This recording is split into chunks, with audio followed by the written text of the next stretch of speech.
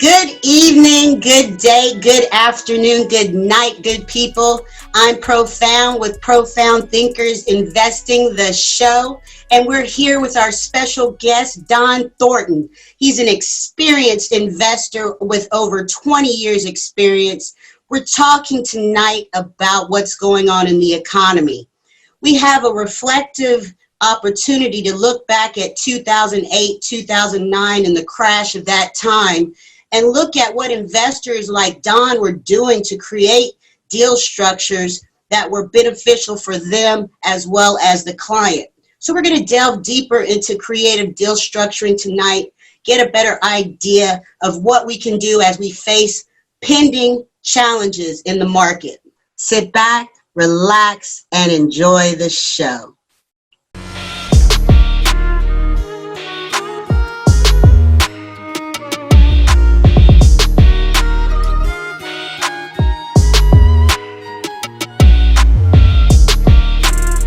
Dohn, welcome back again. Thanks for having me. Oh, I love that you're here. We appreciate you. Tell the new audience members a little bit about yourself before we get into the discussion tonight. Sure. Well, I've been doing investing since 2003. I have a typical rags to riches story, I suppose, where I was learning how to do real estate investing as I was starving as a mortgage broker in Orlando. Most of the latter part of 2002 and most of 2003. At some point, I was looking on my gas cards for food, going to 7-Eleven, eating taquitos once a day to keep me going as I was trying to break through.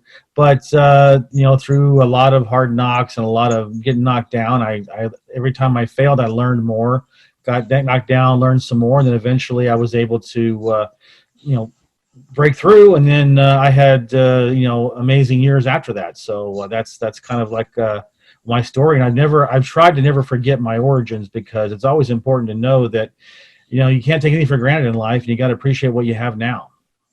Exactly. Everything is about the power of now. Dohn, we appreciate you introducing yourself to our guests. So we're going to get right into the discussion tonight about creative deal structuring. Mm-hmm. So reflecting on the economic backdrop of 2008 and 2009, Dohn, and its effect on the housing market and the crash of that time, in your opinion, how does one assess for future creative deal structuring opportunities? Beyond the cut card, yay or nay set of circumstances? That's my question. And if you would, a good way to answer it would be like from a storytelling form of something you've experienced. Sure. Well, you got to remember there's 4 quadrants in real estate investing. There's a property with no mortgage, it's free and clear, or a very small amount of mortgage left. Those are rare birds, but sometimes you come upon them. But obviously, in a distress situation, you're going to have a less opportunity to get those, because the homeowner has much more many more options than he would otherwise. The second quadrant is when the homeowner has a little bit of equity, but not too much. When you consider, if you add on commission, 6% commissions and 2% closing cost, there may not be a huge amount there, but that person still has a lot more options than someone who doesn't. And of course, you have the completely upside down person that is tens of thousands of dollars over. So you have, I would say, free and clear, completely or very little. Maybe a person that has some decent equity, maybe $40,000 to $50,000 worth. Someone who just has a little bit of equity, maybe about $10,000, $15,000 approximately. And then the other one, like I said, is the ones that they don't have anything at all. They're tens of thousands of dollars underwater. So as far as creative financing goes, if you're that underwater, there is nothing creative to do. Just short sales. Okay, that's all there is. Obviously, the more equity you have, the more options you have, and you can be more creative. Okay, so I guess what I would say is, I had one deal where the homeowner had about maybe $80,000 worth of equity, and he was a real estate agent actually. And I had marketed to him because his house went into foreclosure, and he responded and said, "Look, things are a little bit down right now, but I've got some things going. I know that I don't want to lose my house. Would you mind buying it from me and then selling it back to me in a year, and I'll give you $20,000." That was an interesting opening suggestion. I didn't take it, but I said it was interesting for me. So I said, well, as long as we agreed that whatever I do, then I will get $20,000 for as part of your equity. And I said, let me think about it, and I'll come back to you with an offer. So what I did, look, in real estate, it's important to have a very good network, because stuff is going to come up that you're not familiar with and you're not a veteran of. But you don't want to just walk away from the deal either. So that's a perfect chance to partner with someone. And my former mortgage broker partner, we had a branch together for about 8 months or so. I knew that this guy, I'm old enough to remember when you had Rolodexes. I guess right now it'd be what you have in your phone, right? But your contacts. But he had a ginormous Rolodex. He knew everybody. And I said, John, here's an interesting possibility here. How do you think we could work this out? And so we talked about it. We brainstormed. And he says, the easiest way to do it would be for the homeowner to order a payoff and a reinstatement amount from the mortgage company. Okay. And also because you want the reinstatement amount to know how much it would cost to get it out of foreclosure and get it on good standing again. We also need to get a statement to find out how much his rent is, his mortgage payment is, and taxes, insurance. And then we also had to get obviously we had to do a title search to make sure there was no encumbrances or liens on there that would get in the way of doing something. And luckily there was nothing on the house that would prevent us from doing a clean deal. And then at that point in time, he said, look, you know what? I'm not willing to risk my money in this. I would never risk my money in something like this. I don't even risk my money on any transactions I do. I have a network of just regular people who only thing they want to do in real estate is just lend me money at 10%, and they know that I'll give them a good deal and flip a house pretty quickly. So I never put my own money into my deals. But I'm off on a tangent now. But anyway, my friend John, he had a number of people that were interested in more creative financing. So eventually what we did was he went to one of his people who had a lot of money, and we said we could do one of two things. We can reinstate the mortgage, and then he wanted a certain amount of money also for his trouble. And he said, you can give me a second mortgage on this, or let's get really crazy, I'll take out the entire mortgage. Okay. I'll come out and I'll get a payoff, and he'll take it out, and I'll give you a new mortgage. So I will be the bank. So basically what he was doing was just seller financing, where the seller agreed to let him give him a private note as opposed to a mortgage from a bank. And that's what he ended up doing. So they did an agreement where they would do that, and we did it. And you know what? And part of the agreement, by the way, was that this investor had to give us $10,000 each, which he did. So John and I made $10,000. The homeowner was happy because he kept his house, and actually in a year he did refinance it, or he refinanced it and got the guy paid off. So that was an interesting thing.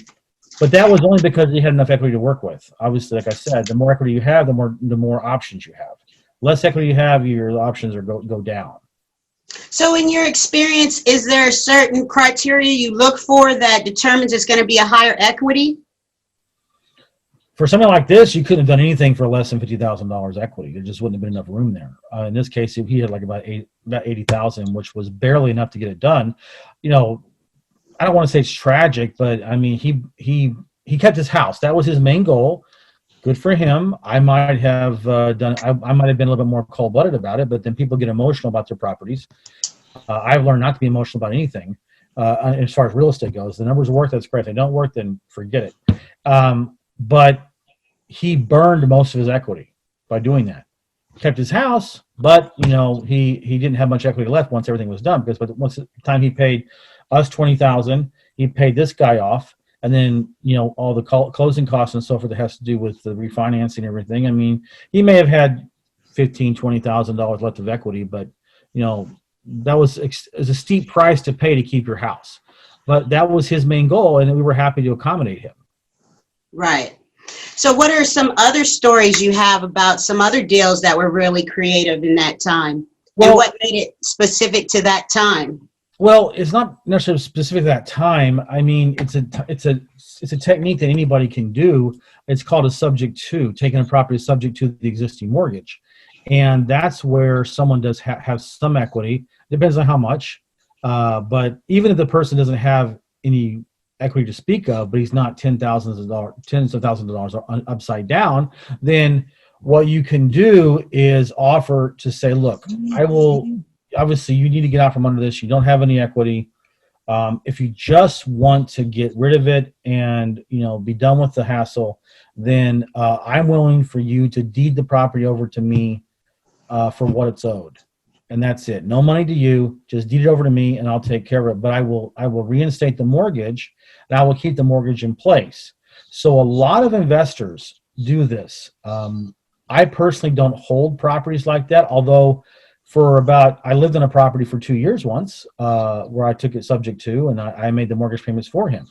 So all I had to do was I got an authorization from him to speak to the mortgage company about the mortgage.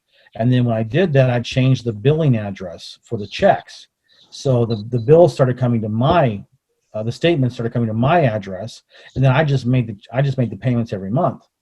And so he was happy because he was out from under it. I told him, I said, look, there's actually a benefit here for you in that you're in foreclosure now. So if I come in and I pay the mortgage off completely, if I flip the house or if I just take it out myself and get a mortgage or whatever, you're going to have the 90-day lates, the foreclosure filing, and then it's going to be paid off in full. I said it's going to be better for you in the long run if I make the payments on time for, like I said, for a certain number of time. And I did that for 2 years. And so you're going to reestablish 2 years worth of on-time payments, which will help your credit much more than if you just sold it outright. And he says, okay, that's fine.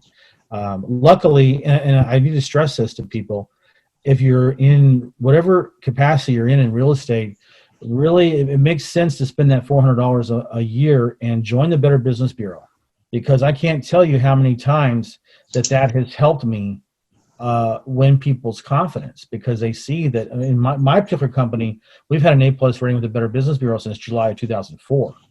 That's pretty impressive.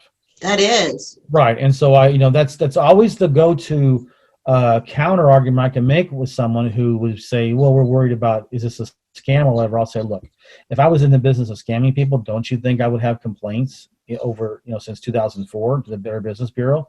Well, I guess so. And it's like, yeah, well, check them out. Don't believe me, go to the BBB and check it out.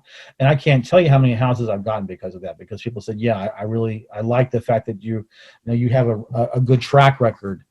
So it's a good investment. I don't get any benefit from the BBB except that.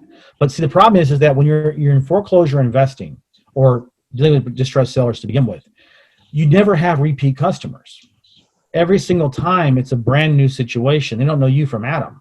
So that's a very good way to establish some third-party credibility. And because, what can I do? I mean, my former clients aren't going to want me to ask them if there'll be a reference, because it's embarrassing, right? They don't want people to know that they were in foreclosure or whatever. So this is the best way to do that. So anyway, getting back to the subject too, there are a lot of investors out there that are buy and hold investors, where they just want to rent the property out. So the subject to strategy is good. Because you have to obviously see the condition of the property. You have to see what the mortgage payments are, and make sure you've got every single thing there. I mean, no hidden cost. I mean, if there's an HOA fee, if it's a condo, what the condo fees are, anything, what the taxes are. So you've got to have exactly how much you're going to pay a year and monthly, and then figure out, okay, where the rent's going for, and see if there's a positive cash flow. So a lot of people do that. Now, the risk for both the homeowner and the investor, but more so for the homeowner, less so for the investor, because the investor can bail if he wants. All he has to do is just deed the property back to the homeowner, and that's it. It's kind of sucks for the homeowner, but that's what the investor can do. But what happens if we're in a declining market and the values go down, and then that investor doesn't want the house anymore? So because he's thinking to himself, why do I want to keep, even though it's a decent rental, I'm not making any equity. Every month I get further and further upside down on the mortgage. So there's really nothing holding that investor to stay with that property. So, again, most creative strategies in real estate investing only work if the homeowner is forced by circumstances to take them. Okay. Distressed homeowner. Nobody in their right mind would take that deal. Okay. Nobody. If they had time and they could wait for their price and so forth. But people who are having difficulties and need to move the property quickly, or they need to get out from under it or whatever, then they're forced by circumstances to give up, their advantage as the homeowner, and they just basically got to take whatever deal they can get to get out from under it.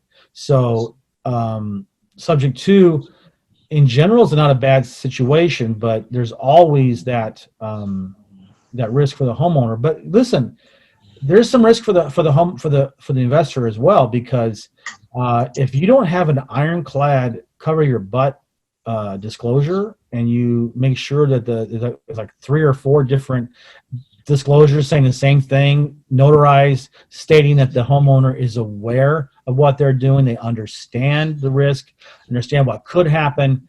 If you don't have your behind covered with all these disclosures, you can be sued. They will sue you if they want to, if they're smart enough. So that's also, now, in reality, does it happen very often? I've never heard of it in my circle. But then again, I'm not a subject to guy. I will do it, but I mostly do it for flips. I don't really do it much for buying holes, which is the way the subject to is usually done. So, there are other people that will do lease option situations. They will take the property subject to, and what they'll do is they'll get a renter. And so what they're trying to do is get some upfront cash from the person who wants to lease it to own. So typically what they'll do is they'll say, lease to own, pay me a $10,000 down payment, and then your rent is this amount of money, and then you'll add on $200, $300, $400, $500 a month to the rental payment, and that will go towards more of a down payment. And then you're given a certain time period for them to buy the property from the homeowner, because the homeowner is getting, remember, the original homeowner has it, he deeds the property to the investor. The investor then is the owner. He signs a agreement with the lease agreement with the renter, and then they start that. So meanwhile, the homeowner's existing mortgage is still in place. So let's say if the homeowner's mortgage payment is $1,500 a month, then the investor will say, okay, your rent is $1,500 a month, but we're going to add on $500 extra. That's going to go towards your down payment. And oh, by the way, pay me $10,000 up front for your initial down payment. And then they have 3 years or 5 years to get a mortgage. And then if they don't, they lose the $10,000. They lose that $500 every month they're paying into it. So it's rather risky for people who are trying to buy property that way. And again, that's a case, if we go back to our earlier podcasts, we talked about bankruptcy, we talked about deed in lieu. There is no reason for anyone to do a lease option if you're a renter, because it's a scam and it gives you no benefit whatsoever. And typically what happens is they're not able to perform, and they lose so much, they lose all their money. And they would have been better off just renting somewhere, saving that money for a down payment, and then working on their credit score to get their credit score up and get a little bit more of a down payment, and then just go about buy a house when they're ready, But they have this idea that somehow if they've got some cash now, but their credit's terrible, I want to get in now so this way I can make myself a home. It's not your home until you own it. Right. And it's not even your home then, tell you the truth, until you pay off the entire thing. Good evening, good day, good afternoon, beautiful souls. It is Profound of Profound Thinkers Investing, the show. Back again with another show with Dohn Thornton, our short sale specialist. And today we dealt with creative deal structuring. So in Wisdom's Corner, let us go over the things that we learned from Dohn and kind of get a better understanding of what they can do as we apply them to our investing strategy. So we learned from Dohn that we really can't take anything for granted. I think that's something that goes across the board in a few life lessons. So let's keep that in mind in our investing endeavors. He mentioned 4 quadrants in deal structuring. There's the no mortgage, free and clear, that usually has about 50K or more in equity, which are rare. There's the little equity deals that have about 10K in equity. There's deals that are totally upside down with negative equity. And there are some extremely underwater cases, and those options always have to end in a short sale. So in real estate investing, we must have good partnerships and relationships established. And this is across the board as well in various life endeavors. So the reinstatement costs and assessing them and conducting title searches are key components that help investors to determine if a deal is clean or not. Dohn never puts his own money into his deals. He has established partnerships and relationships with people who lend him money to complete the deals. This is the way that successful entrepreneurs and investors work to create creative deal structuring. One creative deal structure is taking a note from a homeowner who has enough equity to later refinance. And Dohn never functions from a state of emotionalism in real estate deals. We must make sure that we take into consideration logic and clarity when making decisions about real estate deals. We learned the process of subject to structuring, which requires a deed to the investor, and we make payments as the investor every month for the homeowner in the subject to structuring deal. Investors can help distressed homeowners by making payments on time through establishing a series of on-time payments. This reestablishes the homeowner's credit for them. Dohn believes in investors joining the Better Business Bureau, and that is a great way to have a good, clean record. And Dohn himself has had a clean Better Business Bureau record since 2004. So distressed homeowners are not repeat customers. So therefore, the Better Business Bureau rating could be very valuable for the investor. It's always important to check for hidden costs and to make sure that all deals can produce some positive cash flow. An investor can always walk away from a deal by deeding the property back to the homeowner in a subject to situation. Disclosures are very important in the contract to keep investors from being sued. And subject to lease options are usually utilized by buy and hold property investors. So lease options are not a good option for renters. It's better to work on your credit score than try to do a rent to own as a renter. So these were some vital gems that we received from Dohn Thornton today. We want to thank him for joining us, and we want to thank you for joining us. Please like, subscribe, and share the information. And we'll be back next week with another show from our reoccurring guest, Mr. Dohn Thornton. And we thank you for being here.